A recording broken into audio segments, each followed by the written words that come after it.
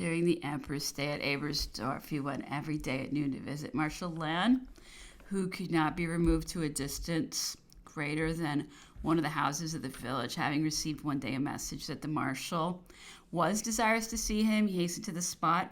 A delirious fever had come upon that unfortunate general, whose spirits, however, revived. When he beheld the emperor, he had dreamed that an attempt was made upon his life, and said to him that being unable to walk, he had sent to request he would come to defend him. The emperor was deeply afflicted at seeing the marshal in this state. The medical men requested him to withdraw because the patient's case was desperate, and he returned home in a great distress of mind. 2 hours afterwards, he was again told that Marshall Lannes wished to bid him farewell. He immediately went to see him, but on his arrival, M. Ivan, the doctor and attendants, came up to inform him that the patient had expired a few minutes before. In Marshall Lannes, we lost one of the most gallant men our armies could at any time boast of.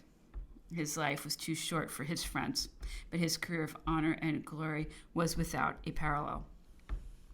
The emperor was in every respect deeply penetrated at this loss. He left Ebersdorf the same night. We were at the commencement of June, and the heat was excessive. In order to avoid the dust, he directed his suite, consisting of nearly 50 individuals of all ranks, to remain behind, and kept me only with him. I had no doubt he wished to speak to me about Russia. And this was, in fact, the subject that occupied his mind. He asked me what I thought of the manner in which that country had treated him, prefacing the question by the following observations. It was fortunate for me that I placed no dependence upon such allies. Could worse have happened to me had I not made peace with Russians?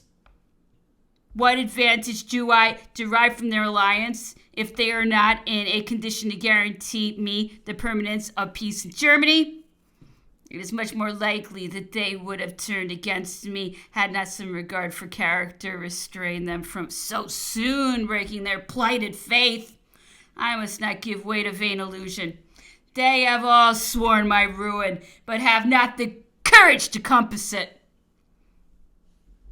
I can understand that the Emperor Alexander should not come to my assistance, but whatever reasons may be urged for his permitting Warsaw to be invaded in the very teeth of his army, I must infer from this conduct that our treaty of alliance is a mere dead letter, and that he is duping me. He perhaps imagines that he confers favor enough by not declaring war against me. Had I, however, suspected this previously to embarking in the enterprise upon Spain, I should now feel little uneasiness at any determination he might come to. Will it again be said now that I fail in my engagements and cannot remain at peace? He then asked me what I thought of St. Petersburg. I replied in the following words. I am, sire, of opinion that, laying aside the Emperor of Russia's personal sentiments of regard for your majesty, that monarch is not sorry to see you so much engaged, and that the Austrians would never have begun the war into which they have so unjustly forced us had they not been assured of the state of inaction, at least, of the Russians. I am also persuaded, however, that the Emperor is the only man in Russia who desires to adhere to the alliance with your majesty, that he is urged on all sides to declare himself, and if we were to afford him the pretext for doing so, we should thereby divest him of what little moral power he still opposes to the wishes of those by whom he's surrounded, and thus leave the course open to him. It is also very true that we derive no advantage from that alliance, except Russia's abstaining from declaring wars against us, but she will not prevent our being attacked, and it will probably be our best plan not to rely upon her effectual assistance, though on no other occasion could we stand more in need of it. The Emperor listened attentively to me, but did not utter a single word in reply. He continued riding at a slow pace until he reached the gate of the suburbs of Vienna, when he proceeded at a gallop to the palace of Schönbrunn. His headquarters remained there until the reopening of the campaign, but he went every day to visit the island of Lobau and the works of the Great Bridge. The lapse of each week in this state of quiet was of important advantage to him. The regiments were recruiting their strength, and the artillery was reorganizing itself. The Austrian military stores were of great assistance to us on this occasion. The emperor was indefatigably active, and everyone else followed his example. The most gigantic works ever undertaken in any campaign were those which the engineer department executed on the Danube in the present year. No parallel to them can be found even in the immortal works of the Roman armies. We only waited their full completion to commence those operations which were to decide the fate of the campaign. The Austrian armies, on the other hand, were not inactive, though through their exertions fell far short of ours.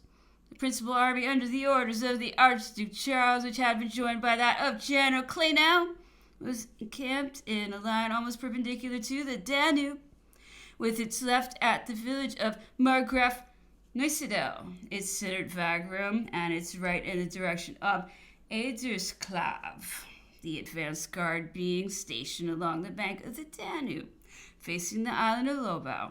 The army of the Duchy of Warsaw, although twice as numerous as the Polish army of Prince Poniatowski, could never obtain the advantage in any engagement with the latter, which covered itself with glory whenever it was compelled to fight a battle. Had it received the smallest assistance, it would have taken the offensive on a large scale and undoubtedly obtained successes worthy of its patriotism and of the courage so characteristic of the soldiers of that country. But the Russians never stirred, though always promising to advance. Those assurances of assistance were only calculated to compromise them with both parties.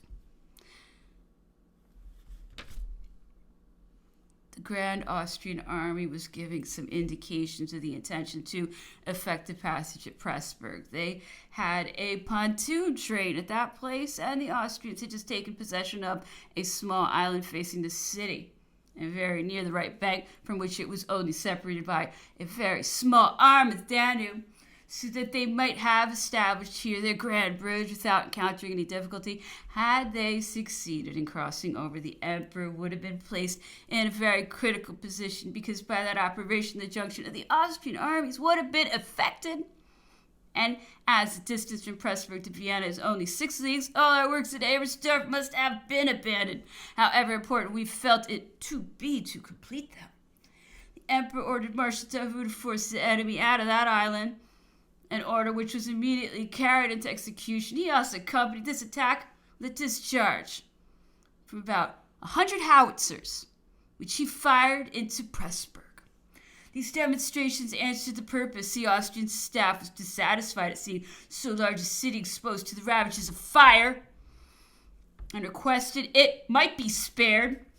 Emperor consented to the request, and from that moment the project of a passage was abandoned. The Austrian army, which had just evacuated Italy, had reached the plateau in advance to the town of Rab, on the river of that name, at the same time that the army, under the orders of the Viceroy of Italy, had descended from the mountains that separate Germany from Italy. The Viceroy, having marched against the army which was in front of Rab, found some difficulty in maintaining his ground on the plateau, but by his personal firmness he led the troops onto the charge, and not only succeeded in keeping possession of it, but he also broke the Austrian army and compelled it to recross the Rab, after leaving a garrison in the town of the same name, which the Viceroy immediately blockaded. The emperor felt anxious to secure the possession of that place in order to deprive the enemy of all further means of crossing the river, and to make the Viceroy take a part in the important events of which he was laying the foundation and which were now at hand. The workmen were so much urged that in a few days it was found practicable to open a fire from the trench. The enemy no doubt felt a reluctance to sacrifice an important town to no purpose, since another direction was given to the army which they had in that quarter. They recalled it to the left bank of the Danube, and it came to take up a position at Pressburg, from whence it opened a communication with the Archduke Charles by means of the bridge established on the Marsh, a river which separates Hungary from Moravia. The Austrians were really at this time in a formidable attitude. They might even have recalled the corps stationed in Poland. Such a powerful mass as they now presented could have nothing to fear from the Poles. admitting even that the Russians had acted openly against them. They were so far removed from the scene of action that they never could have arrived until after the blow had been struck. The Austrians acted otherwise, however, and waited until the emperor was ready.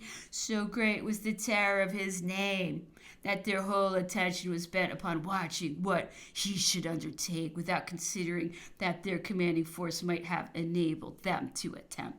The emperor did not suffer a day to pass without reviewing some of his troops and examining in person whether the orders he had issued had been carried into execution. He went every afternoon to visit the works going forward in the island of Lobau, and he then examined how far his directions had been attended to. When surrounded on those occasions by artillery and engineer officers, it was almost impossible to get him away, and night had always set in when we returned to the palace of Schönbrunn. At last, the long-wished-for moment arrived. After 22 days of unparalleled labor, the engineer branch of the army, under the orders of General Bertrand, completed a bridge upon piles from one bank of the Danube to the other, being a length of 240 toises. This bridge served as a stockade to the bridge of boats below it. Above the bridge of piles there was another of the same kind, 8 or 10 feet wide, which served as a stockade to the large one, and was also used for those constant communications which might otherwise have interrupted the passage of the columns filing along the 2 large bridges. Independently of these, there were 3 large hanging bridges thrown over the 2 small arms which run through the island of Lobau. And lastly, in a kind of sewer communicating with the arm of the Danube, which separated us from the enemy, we had first the pontoon train used for the passage of the 20th of May, and 3 other trains which the emperor had ordered to be constructed in the island and on the side of the sewer. They were ranged in the following order. The 2 at the further extremity were formed of 2 boats furnished with all their rigging, and ready covered over with their small beams and broad planks, so that nothing more was necessary for constructing the bridge than to assemble 5 or 6 of the masts so arranged. The pontoon train at the mouth of the sewer was complete in every respect and covered over with planks, and was to be launched in one solid mass. Though its length was not less than 240 feet, it was the invention of a naval engineer officer who undertook to mount it. The work appeared so extraordinary that a model was taken from it by the artillery, and I have since seen that model at Paris, in the hall destined for the reception of all objects of art connected with that branch of the service. The bridge, which had been used for the first passage, was reloaded upon carts, and a bridge made of trading boats was laid along the Danube in that part where it was wholly unobstructed, so as to be brought, if necessary, to the entrance of the branch we had to cross over. The border of this latter branch of the river was lined in all its extent with a great number of Austrian field pieces, which were mounted upon new carriages made for the express purpose of the arsenal of Vienna. The greater part of those cannon were of a very large bore, and had formerly lain unmounted on the ramparts of Vienna or in the ditches adjoining them. Provisions had been collected at Ebersdorf for the immense army which was about to take up that position, and the hospital branch of the military administration had likewise been carefully attended to. The month of June had passed away without any explosion, either at a distance from us or in our immediate vicinity. The emperor dispatched to all the corps his orders for their forming a junction at Ebersdorf. They had been written and signed many days before, but had the exact date of their transmission affixed to them, as well as the precise hour of the day when the corps were to reach Ebersdorf. The officers who were to convey them were detained at headquarters, from whence they were not allowed to absent themselves. These preparatory measures having been taken, the emperor only remained a day or 2 long at Schönbrunn, where he was engaged in business with Monsieur Maret, who regularly laid before him the dispatches of the several ministers, which were brought every week to the army by an auditor of the Council of State, as I have already mentioned in another place. At daybreak of the 3rd July, he mounted his horse and issued directions for all his suite to repair to his tents, which were pitched at the island of Lobau. Ever since the afternoon of the 2nd, the troops had begun to arrive from all directions, a movement which was continued in the night of that day. On the 3rd, during that night also, again on the 4th, they filed off on the 2 bridges in order to take up a position in the island of Lobau. 150,000 infantry, 750 pieces of cannon, and 300 squadrons of cavalry constituted the Emperor's army. The different corps were stationed in the island according to the order in which they were to cross the bridge of the last arm of the river, so as to avoid the confusion which their numbers might otherwise occasion. General Oudinot was placed at the extreme right. Behind him was the corps of Marshal Davout. On the left, in the rear of Massena's corps, was stationed Army of Italy, and close to it, the corps of Marmont, recently arrived from Dalmatia. Having on its left the Saxon corps under Bernadotte, which had just joined the army. My memory does not enable me to point out the position of the Württemberg troops, which, to the best of my recollection, were to come up as corps of reserve. Cavalry were stationed in the rear of the infantry, but the island afforded such little space that it was impossible for the different corps to move without coming into immediate contact with each other. On the 4th, the Emperor had the bridge thrown over at the same place where the first passage had been effected on the 20th of May, and Marshal Massena immediately took possession of the wood full of briars, which runs along the arm of the Danube at this point.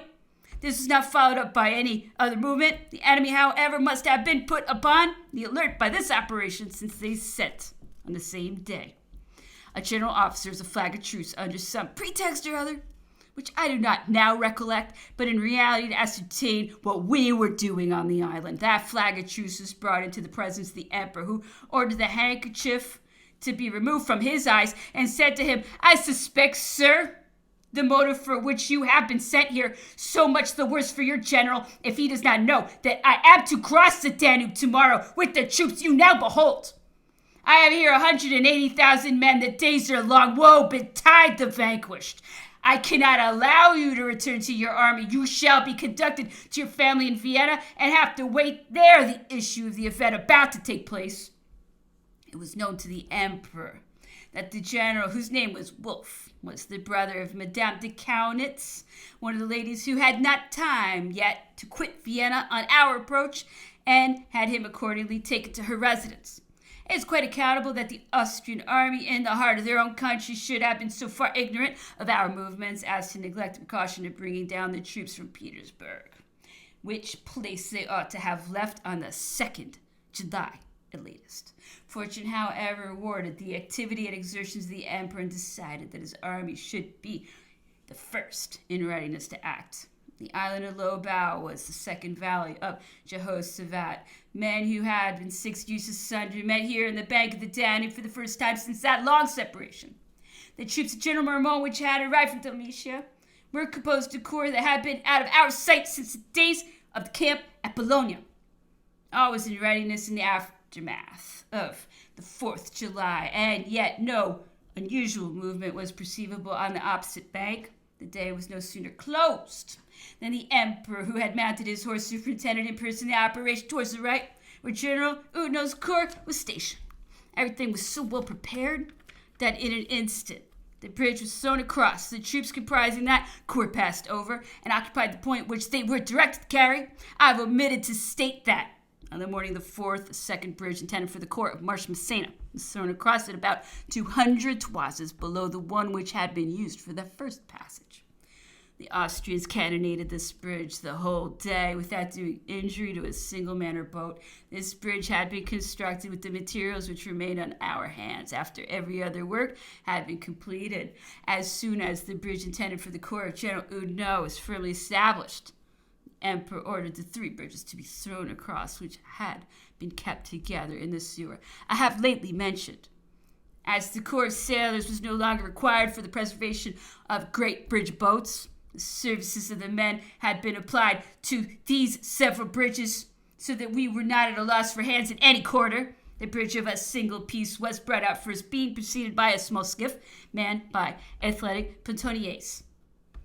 They were provided with an anchor, which they carried over to the opposite bank, and along with other pontonniers hauled the bridge upon which they were now mounted. The tackling which was to secure it had been prepared beforehand, and nothing more was now to be done than to make it fast at both ends, a business altogether so well managed that 10 minutes after the bridge had been brought out of the sewer, the troops were already crossing it. The 2 other bridges were thrown over at the same moment, but took a little longer to get in readiness. These operations, however, succeeded at the appointed time. The enemy had at first scarcely perceived them. A violent storm came out that night which completely drenched everyone, and the guards had taken shelter from the rain, which fell in torrents and with so much violence that no work would have been done had not the emperor been present to stimulate the men.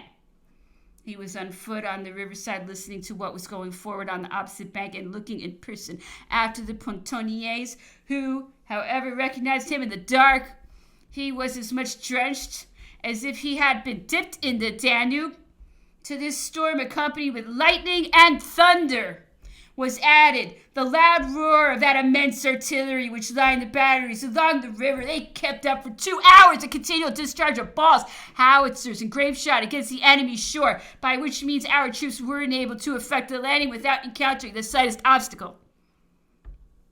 When all the bridges had been thrown across, the emperor gave directions for his troops to pass, and whilst they were filing off, he retired to take a little rest.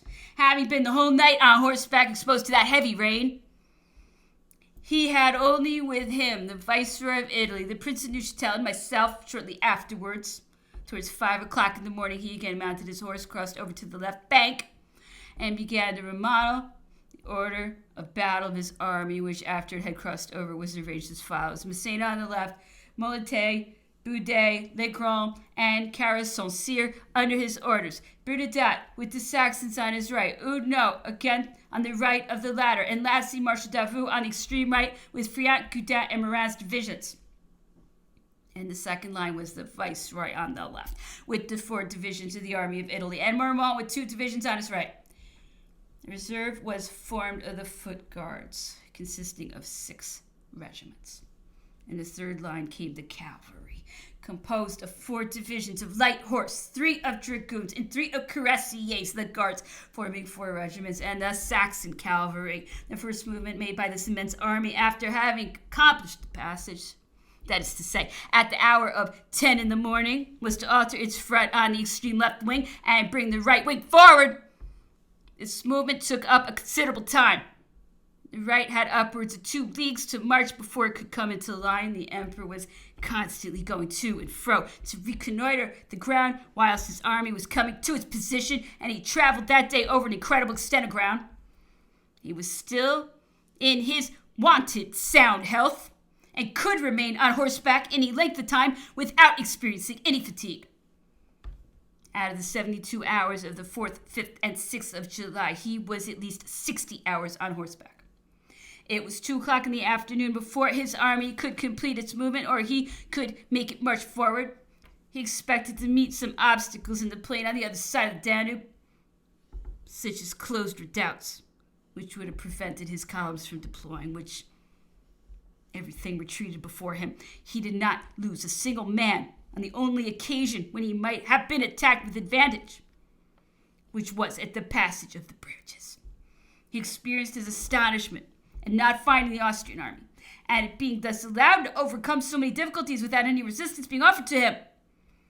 We were not yet quite certain of the determination taken by the Archduke's army at Pressburg. The emperor had calculated upon the probability of its having rejoined the Archduke Charles, whom he supposed acquainted with the fact of his having crossed the Danube.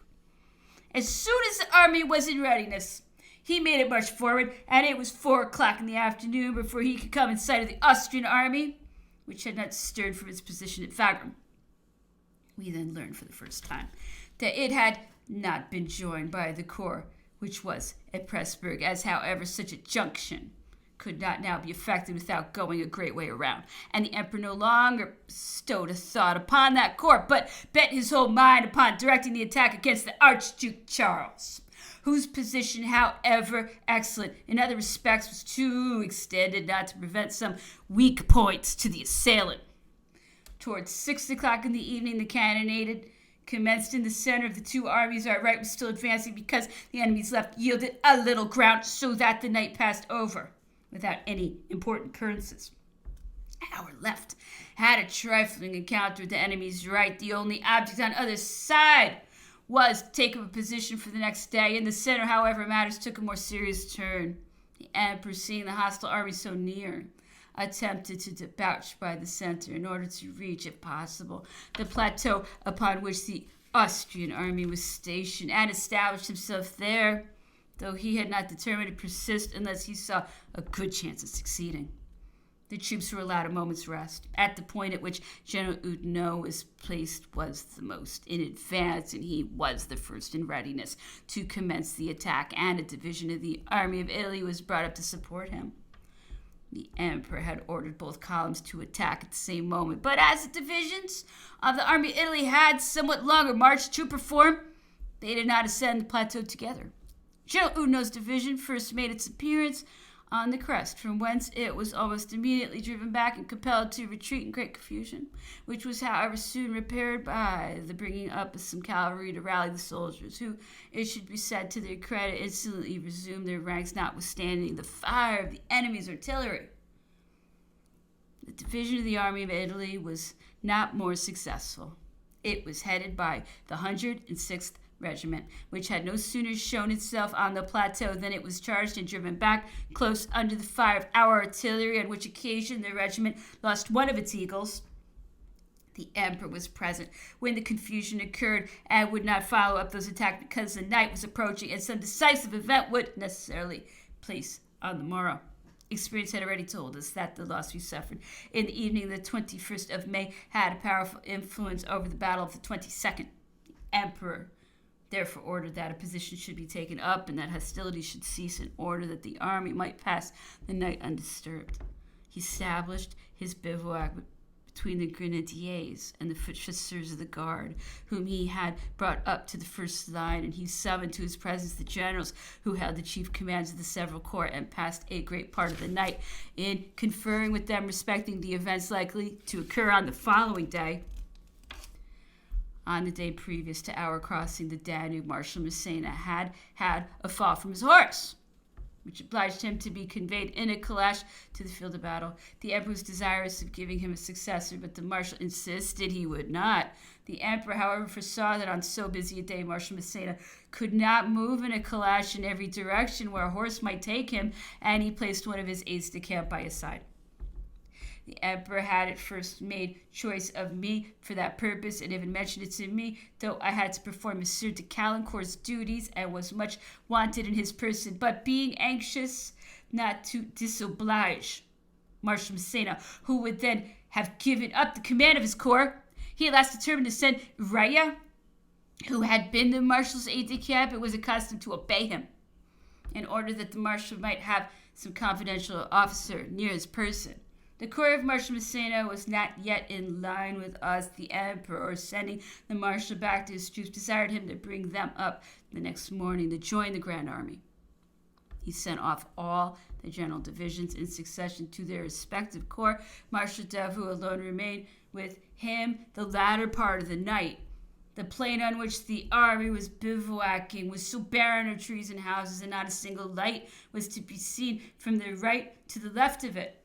There was great difficulty in finding a couple trusses of straw and some fragments of doors to light a small fire for the emperor's use. Everyone slept wrapped up in his cloak, and a bitter cold was felt the whole night. I passed on my legs near the fire because the emperor had directed me to be careful that answers should be given to the officers and orderlies who under such circumstances go over the lines during the whole night, mostly in search of the emperor and of the generals commanding the several corps of the army. On the eve of a battle, he was mindful of the smallest details and would not allow anyone to pass without receiving the information sought for. He slept but little that night.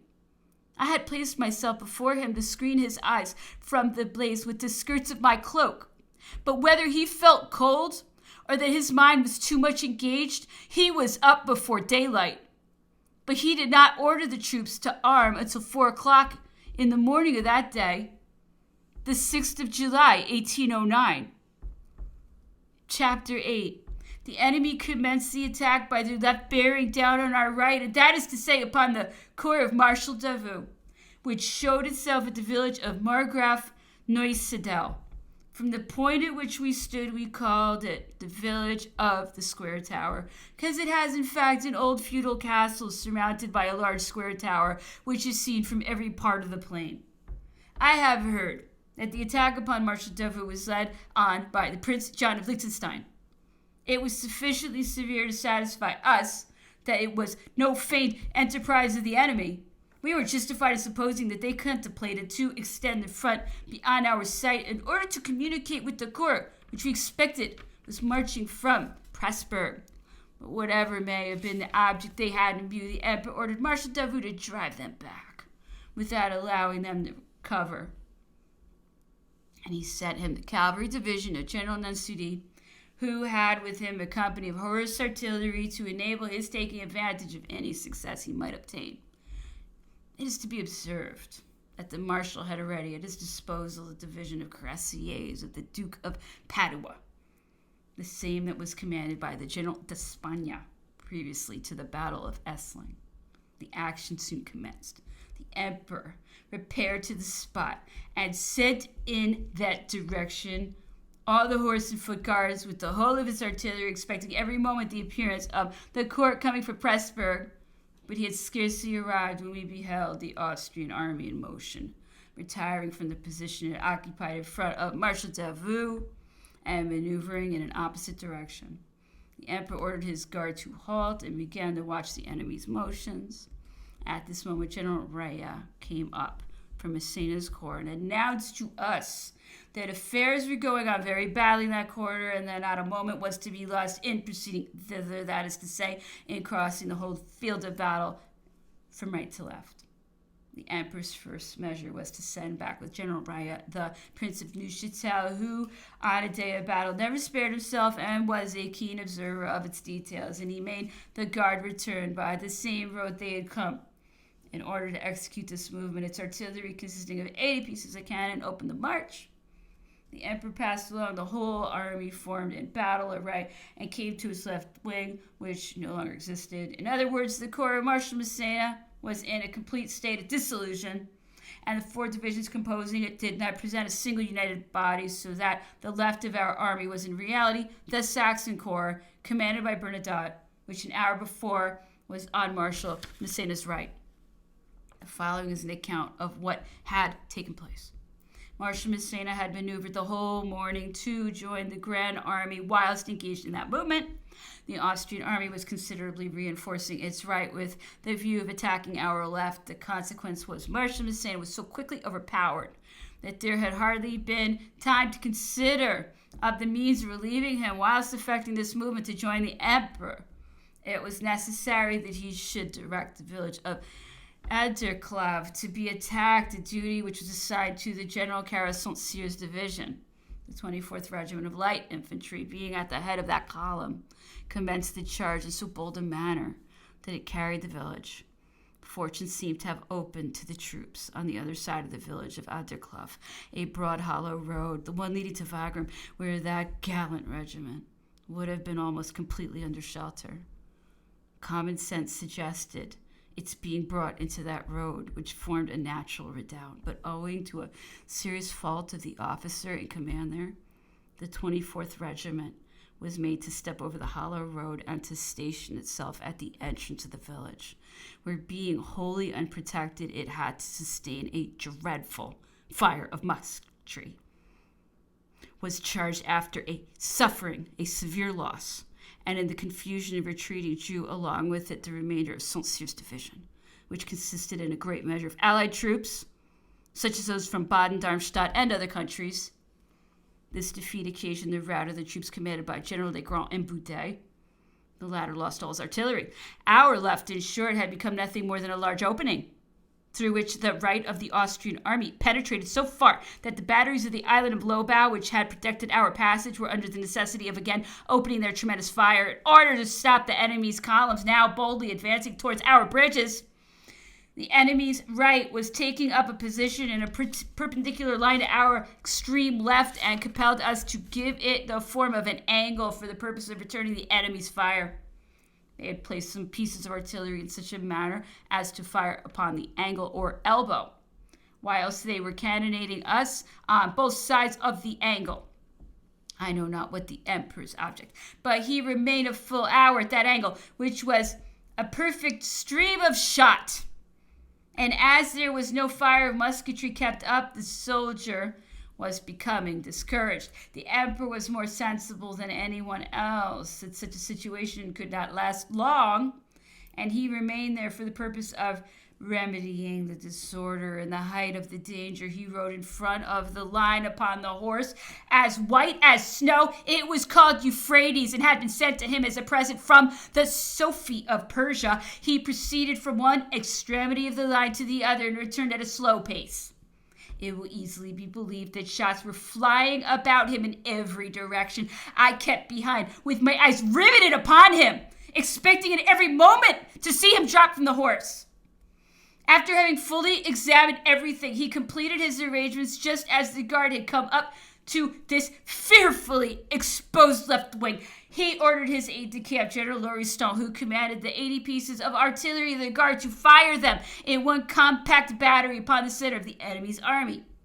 He sent in the rear of that battery the division of the young guard commanded on this occasion by General Raya, who had been previously with Marshal Massena.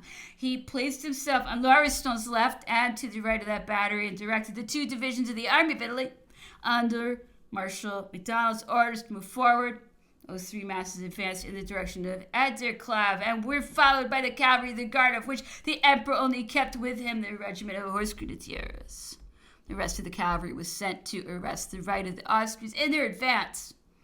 The emperor had ordered that as soon as the opening, which he intended to make in the enemy's center, could have been effected, the whole cavalry should charge and wheel round upon all the troops that had penetrated to the extremity of our left.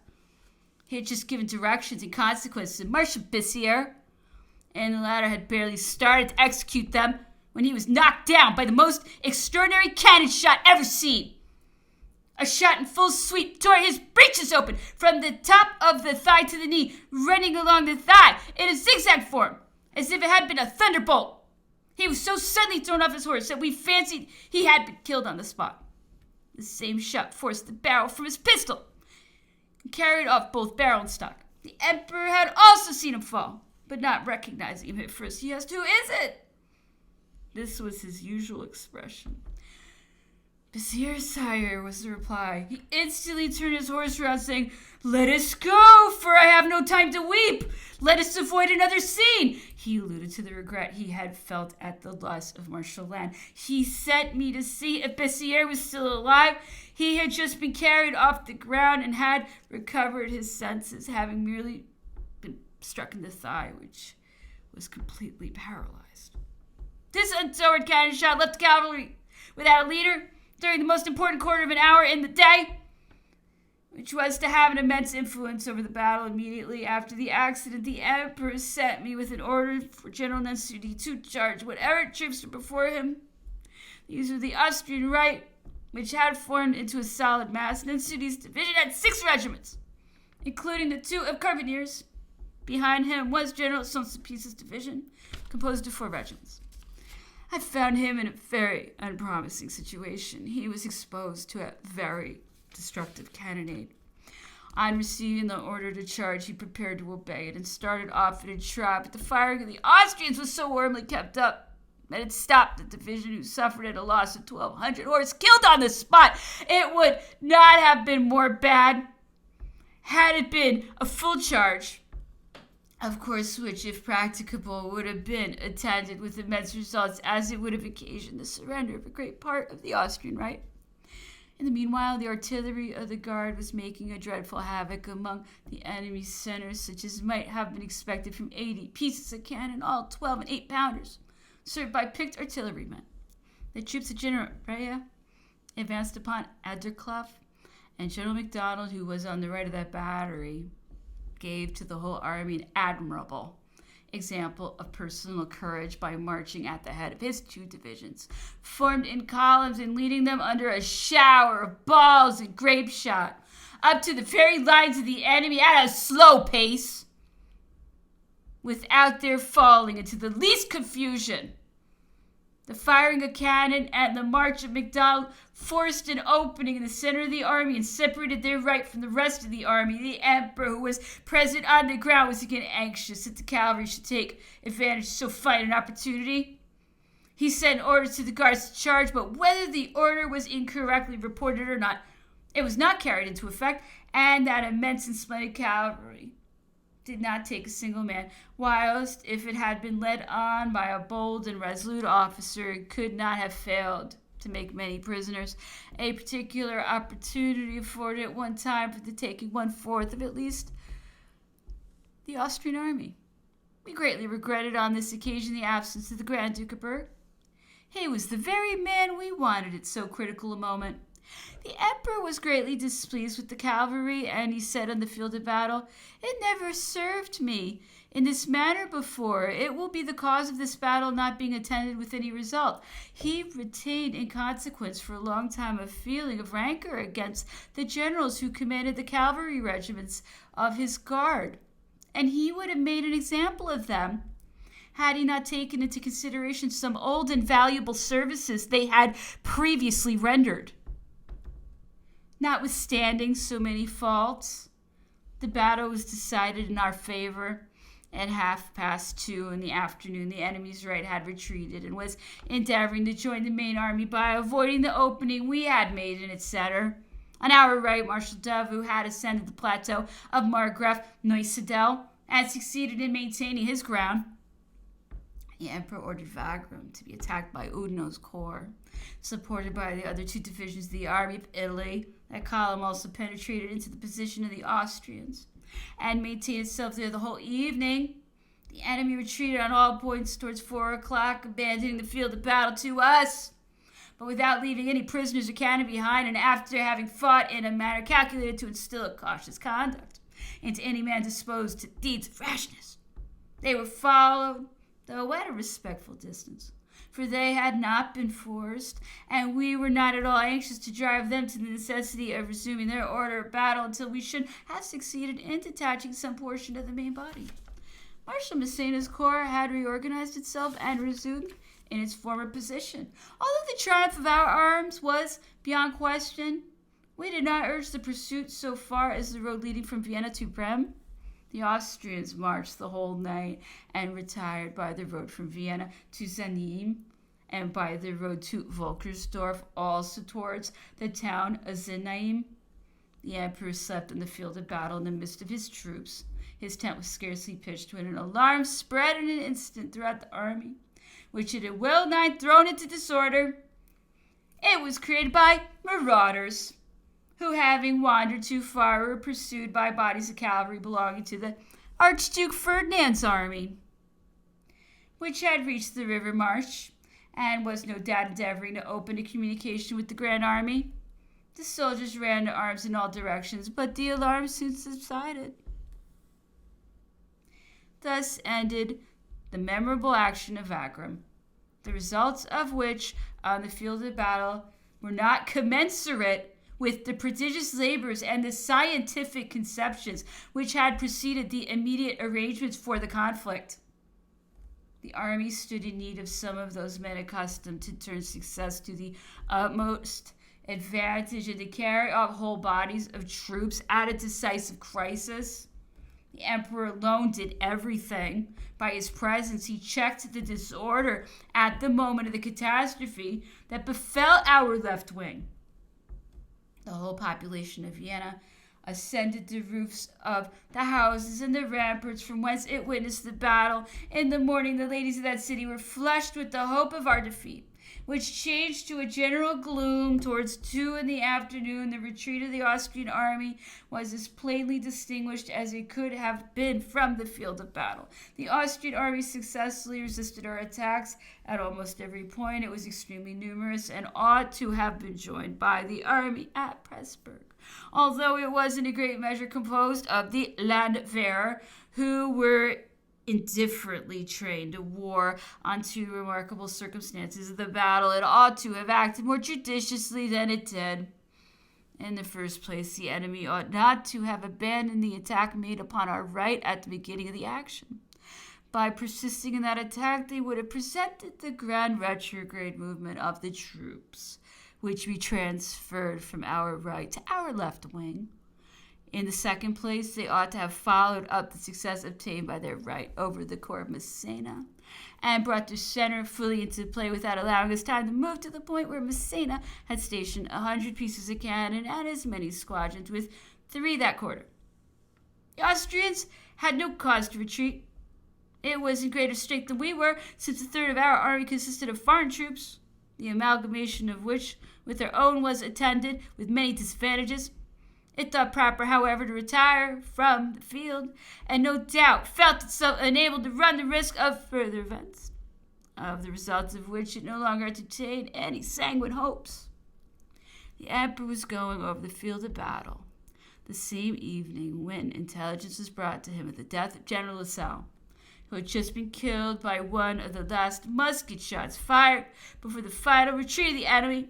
That general had had in the morning a strange presentiment of fate that awaited him, the acquisition of glory that had been an object of much greater solicitude to him than the advancement of his fortune. But on the night previous to the battle, he seemed to have had the fate of his children strongly impressed upon his mind, and he awoke to draw up a petition to the emperor in their behalf, which he placed in his sabretache.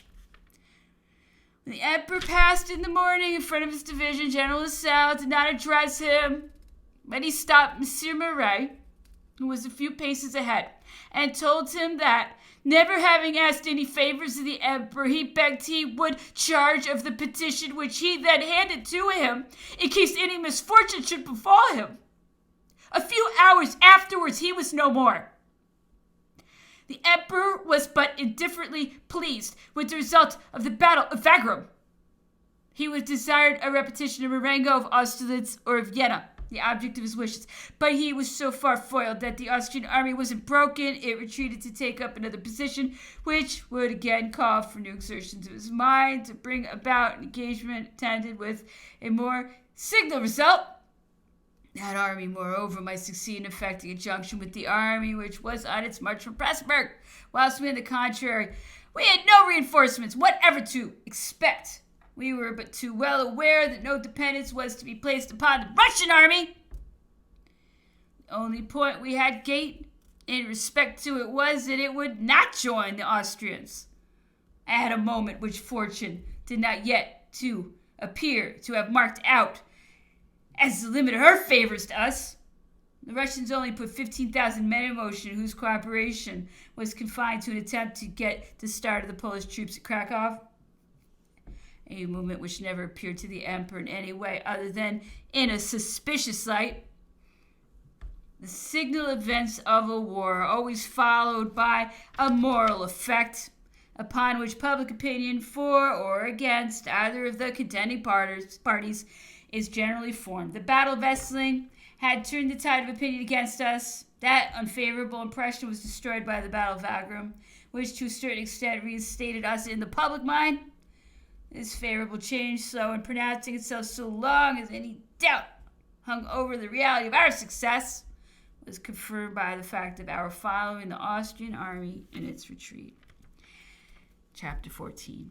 On the following day, the 7th of July, the emperor rode over the field of battle according to his usual practice, to see if the hospital departments had caused all the wounded to be removed. As this was harvest time, the corn was very high, and it was impossible to see the soldiers lying stretched upon the ground. Many of those unfortunate wounded had placed their handkerchiefs at the end of their muskets and held them up as a signal for assistance.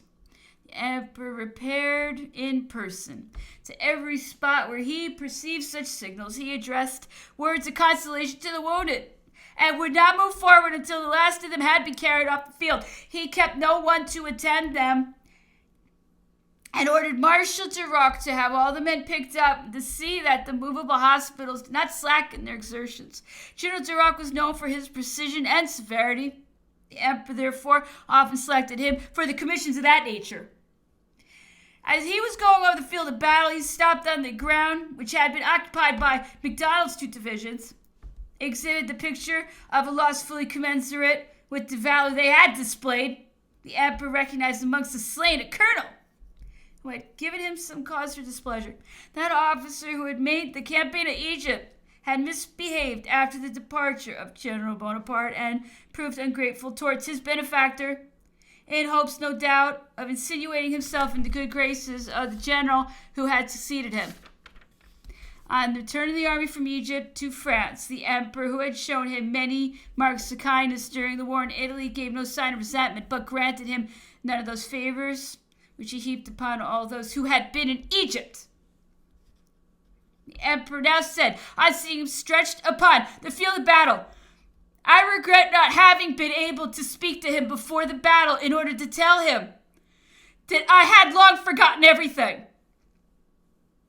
A few steps farther on, he discovered a young quartermaster of the regiment of carbineers still alive, although a shot had gone through his head, but the heat and dust had almost immediately congealed the blood so that the brains could not be affected by the air. The emperor dismounted, felt his pulse, and with his handkerchief endeavored to clear the nostrils, which were filled with earth. He then applied a little brandy to his lips, whereupon the wounded man opened his eyes, though he appeared at first to be quite insensible to the act of humanity exercised towards him. But having again opened them and fixed them on the emperor, whom he now recognized, they immediately filled with tears, and he would have sobbed, had not his strength forsaken him. The wretched man could not escape death, according to the opinion of the surgeons who were called to his assistance. After having gone over the ground where the army had fought, the emperor went to place himself in the midst of the troops, which were beginning to move for the purpose of following the retreating army. On passing by MacDonald, he stopped and held out his hand to him, saying, Shake hands, MacDonald. No more animosity between us. We must henceforward be friends, and as a pledge of my sincerity, I will send you your marshal's staff, which you so gloriously earned in yesterday's battle. MacDonald had been in a kind of disgrace for many years. It would be difficult to assign any reason for it except the intrigue and jealousy to which an elevated mind is always exposed. Malevolence had succeeded in prevailing upon the emperor to remove him from his presence, and his innate pride of heart had prevented his taking any step to be reconciled to a sovereign who did not treat him with that kindness to which he felt he had a claim. Years of glory were passing by, and MacDonald took no share in what was going forward, when the declarations of war of 1809 decided the emperor to give him the command of a corps under the orders of the Viceroy of Italy. Fortune crowned his constancy, and victory reinstated him in a rank which he proved himself worthy to hold at a moment when so many others appeared to do everything to degrade it, and accordingly fell in the esteem of their countrymen. The army took the two roads from Vienna to Zenaim and from Vienna to Brunn. The emperor followed the latter as far as Wolkersdorf, and from thence took the crossroad leading to Zenaim. He stopped at Wolkersdorf on the 7th and wrote from thence to the Emperor of Russia. On the 8th, he stopped in the rear of the position occupied by his troops, which had already reached Zenaim, where they had come up with the Austrian rearguard. Early in the morning of the 9th, after dispatching orders in various directions, he was taken rather seriously ill in consequence of all his fatigues and exertions. This circumstance compelled him to indulge in a little rest whilst his troops were advancing.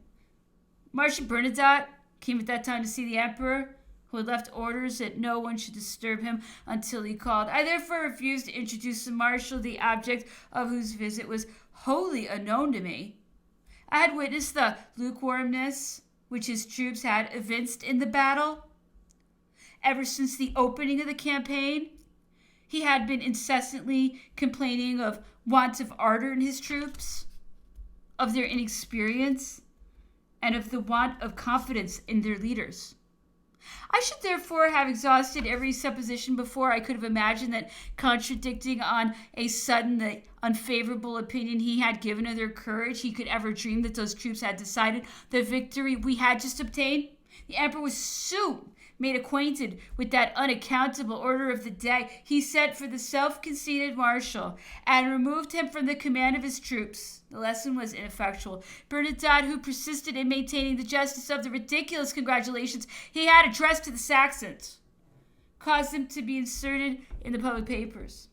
The emperor was indignant at this conduct, being at all times inflexibly severe against every impropriety of conduct and every falsehood, though he was unwilling at the same time to wound the feelings of men who had exposed their lives in his service. The insult, however, was such a shock that he felt it impossible to pass by. He issued an order of the day, which he directed the Major General not to circulate either amongst the army at large or the Saxon troops, of which he had given the command to General Renier. The following are the terms in which the letter transmitting the order of the Major General was couched. My cousin, you will find annexed an order of the day which you will distribute among the several marshals, apprising them at the same time that it is for their private information. You will not send it to General Renier. You will forward it to the 2 ministers of war and also to the King of Westphalia. Order of the day. From our imperial camp at Schönbrunn, the 11th of July, 1809, His Majesty expresses to Marshal the Prince of Pontecorvo his displeasure at the order of the day from the latter, bearing the date Leopoldau, the 7th of July, which has been simultaneously inserted in almost all the newspapers. It is of the following tenor: Saxons! In the battle of the 5th of July, 7,000 or 8,000 men of your nation pierced through the center of the enemy's army and penetrated as far as Deutsch-Wagram. Notwithstanding the opposition of 40,000 men supported by 50 pieces of cannon, you fought until midnight and bivouacked in the heart of the Austrian lines. On the 6th at daybreak, the battle recommenced in your part with the same obstinacy. And in the midst of the havoc created by the hostile artillery, your living columns remain as firm as brass.